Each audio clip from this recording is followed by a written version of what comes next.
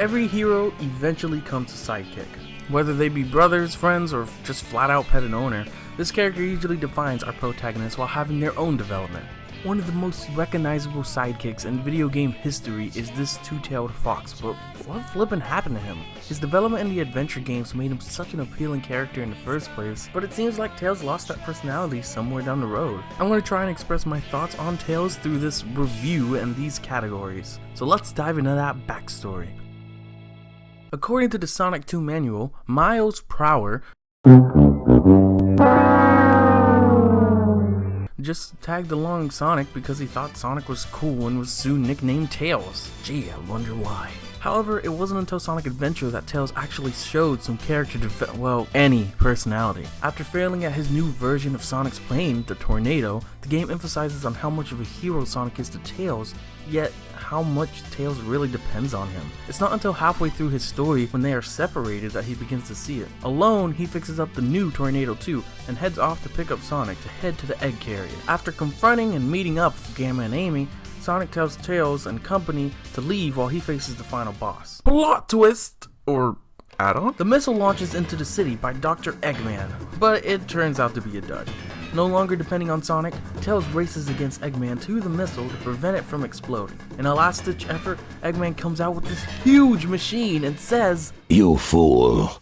Away, before I make mincemeat out of you." Instead of being a wuss like any normal person, cause I know I would have peed in my pants if that ever happened to me, Tails finds the courage within to take down Eggman all by himself. The story of Tails is all about finding courage to rise above being dependent into, well, independent. And his development here is still present in Sonic Adventure 2, where he still is more in the sideline, but he doesn't really depend on Sonic anymore. In Heroes Through Unleashed, Tails is more so in between. He doesn't depend on Sonic, but the games never really show him doing anything on his own anymore. But that's nothing compared to the new Tails. Colors to now completely destroys Tails' character, and this just continues with Tails' personality. Sonic Adventure and onwards always gave me this persona of a shy yet intelligent kid. For an 8-year-old kid, the game showed that he's much smarter than Eggman himself, who has an IQ of 300. As smart as he is, he never brags nor shows off about it, since he sometimes makes silly mistakes like any other character would. While he is timid in a way, he has grown a lot from his shy self, thanks to that character development in Sonic Adventure. This is the Tails that I know and what Sonic Team showed pre-colors. Before we continue, let's talk about the writers of Sonic. Warning! I am sorry if I mispronounce any of these names. Akinori Nishiyama, was the writer of Sonic Adventure, who had previously worked on Sonic Jam and Sonic 2 for the Mega Drive, and would later work as the producer of later Sonic games. Shiro Makawa, he was the writer of Sonic Adventure 2, Sonic Heroes, Black Knight, thank you, and previously worked on Sonic Adventure and eventually other Sonic games. Next up is Takashi Iizuka. You guys know this guy. He wrote Shadow the Hedgehog and the Rival series, among other games, and he's now the head of Sonic Team and the producer of all major Sonic titles. Sonic 06 came up as the next major Sonic title, with writers Shiro Makawa, that guy, Shun Nakamura, who worked on these Sonic games, and Kyoko Yoshimura, the guy that wrote 44 episodes of Sonic X and would eventually write Sonic Unleashed and that Night of the Werehog short. The point of me saying all of this is because all of these characters had prior experience with the Blue Hedgehog before actually writing anything of him. During the development of Sonic Colors, I guess Sonic Team thought it was a great idea to get entirely new writers. For the main writers of Sonic Colors and onwards, which includes Generation, Lost Worlds, Forces, and even the 3DS Boom games, would be Ken Pontanek and Warren Graff. These two guys have no experience whatsoever with Sonic or Sonic Team prior to Sonic Colors, and it shows in their writing. I think there was even an interview where one of them was saying how they had no idea what Sonic was before they wrote. I didn't see that, so you take that as you will. Not only does this explain why the direction in writing seems more towards kids, but it also explains why the characters' personalities seem off. Post Colors Tails seem much more like a know-it-all smart side character who depends on Sonic. No, this is my least favorite way anyone could have possibly written Tails, and I hate nearly every bit of it. He seems like the stereotypical nerd character that's just there to know things and nothing more. And while I don't really mind that in the Boom universe, since it's a different universe, it's a huge problem to me for the main games. It's like they knew nothing about his old character and completely ignored his character development, which they do. I have no hate towards the writers, but the writing of Tails ruined the character and nearly anything I liked about him. They made Tails this unique and relatable side character into this generic sidekick. And don't even get me started on Lost World and Forces. In Sonic Lost World, Tails has the biggest man period ever, acting so flippin' moody during the whole entire game. And Forces? I couldn't figure it out for you, buddy. I'm sorry I wasn't smart enough. Huh? Whoa! Chaos! Sonic, help me! He's such a wuss, like, just why? I'm sorry to act like everybody else now, and I'm sure this is getting redundant, but this is Chaos Zero. What happened to the independent development in SA1? Whatever happened to him being smart and making a fake Chaos Emerald capable of chaos control? What happened to him fighting Chaos 4? Look, this is too much disrespect for my boy Tails. Don't tell me that the same character who can fight this guy after that flippin' menacing face and everything, but becomes a wuss for Chaos Zero. That's just no. Tails has had a rough time with voice actors. I guess it's because of his age that Sega thought it would be a great idea to have an actual kid voice him, which is cool in theory, but along with bad acting skills, kids eventually lead toward puberty and voice change. Through the main Sonic games, Tails has had 6 voice actors or actresses. Before we begin, I just want to let you guys know that I probably have a very unpopular opinion. Let's get started. Corey Bringus in Sonic Adventure. I wonder where Sonic is. Time to jam. Where's Robotnik? It's pretty high. My legs are shaking. Trains are cool too. So this is Robotnik's fortress. What is this place? This shit's cool. Sorry guys, but it's a no from me. The direction seems good enough, but I just don't like the voice acting at all. Connor Bringus in Sonic Adventure 2. That's right, the last one's brother. There's no mistake about it. This must be the island. It's a secret military base that is reinforced and super strong. It's called Prison Island. I managed to find the transcripts between Eggman and the president in the government computer. Sonic! You can't catch me! I did it, Sonic! The voice direction is a bit better, but there are some times where it just feels like he's reading right off the script. Congratulations, Tails. This is what that thing says. Okay, we get it. William Corkery in Sonic Heroes.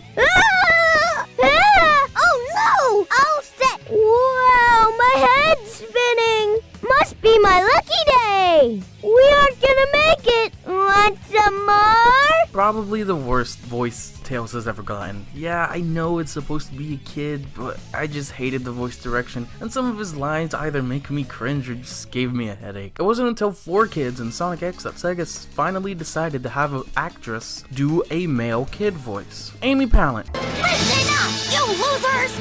You're just a bunch of wimps! You deserve to lose your home! Okay, Sonic, I'll be right back. Yeah! Knuckles! Yay! Made it, Sonic! I've got this one, Sonic. Tornado, battle mode, engaged. Honestly, this is my favorite Tails voice ever. It just fits with everything Tails stood for. I get that people don't like her because of the over-the-top voice, which I completely understand, but I just think it fits Tails' personality perfectly. Kinda like how Lisa Ortiz is just born for Amy, that's how I feel for Tails. They toned it down a bit in Unleashed, but I still prefer her performance and voice direction in other games and such. Kate Higgins. Hello, Sonic. Do you read me? I'll be your navigator. Leave everything but the running to me. Looks like you've got to do something about that block to get past. Thanks, Sonic. I thought I was dead, floating without a body in a black limbo.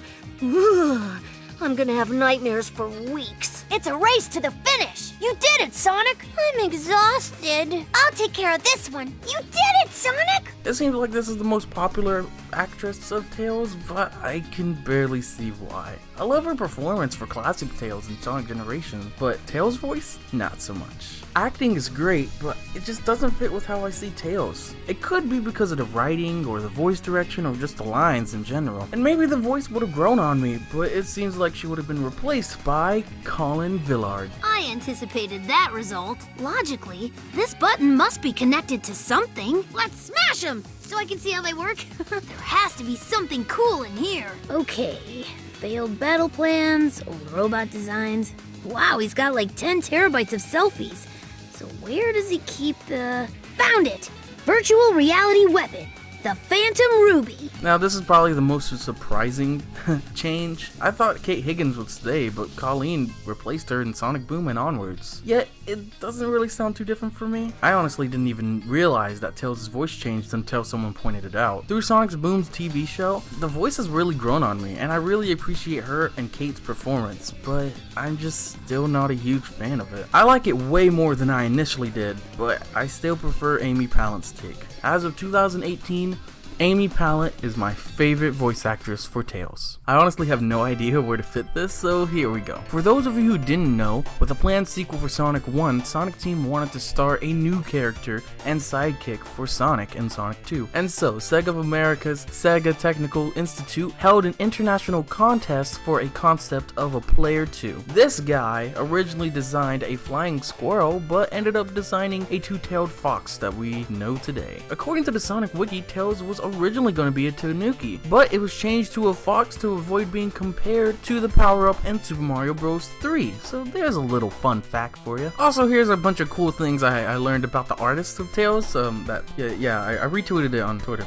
Shameless plug. What made Tails unique at the time was a concept of a player 2 controlling him at a time where you really wouldn't see multiplayer like this. You could finally have your little brother or sister play while not really playing, which is great. And yes, this is where we're introduced to his flying ability, even though we couldn't really do it until Sonic 3, and his spin dash, which would later become a staple for the franchise. His design and colors complement Sonic perfectly. The primary blend of a blue and yellow, or usually yellow, is always pretty to the eyes. I always thought it was funny how Tails had those little hair things on his forehead, but if you take it off, it's almost like you snatched the stash of Mario, so just don't. So in short, a perfect design to perfectly fit the style of Sonic.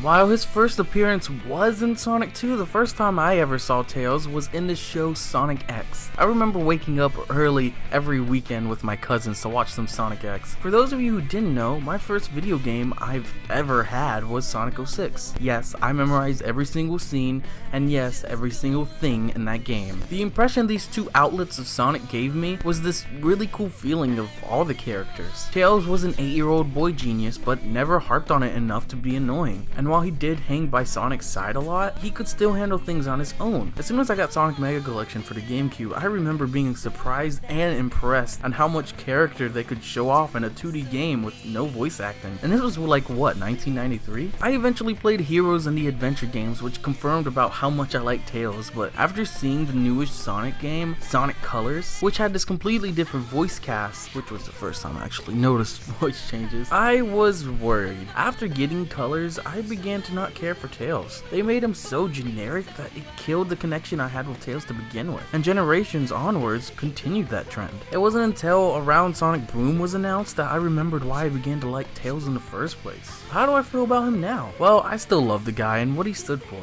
and it's definitely what I consider to be a great character. But whenever I say that, I think about Tails before Colors. I understand that it's not 100% the writer's fault, but it's pretty flippin' close. But with the release of Sonic Mania last year, I have this renewed hope for the character of Tails. I truly believe that Sonic Team is now listening to their fans, and hopefully they'll remember what made Tails an appealing character in the first place.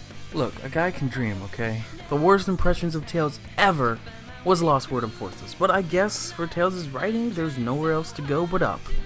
So here's the hoping.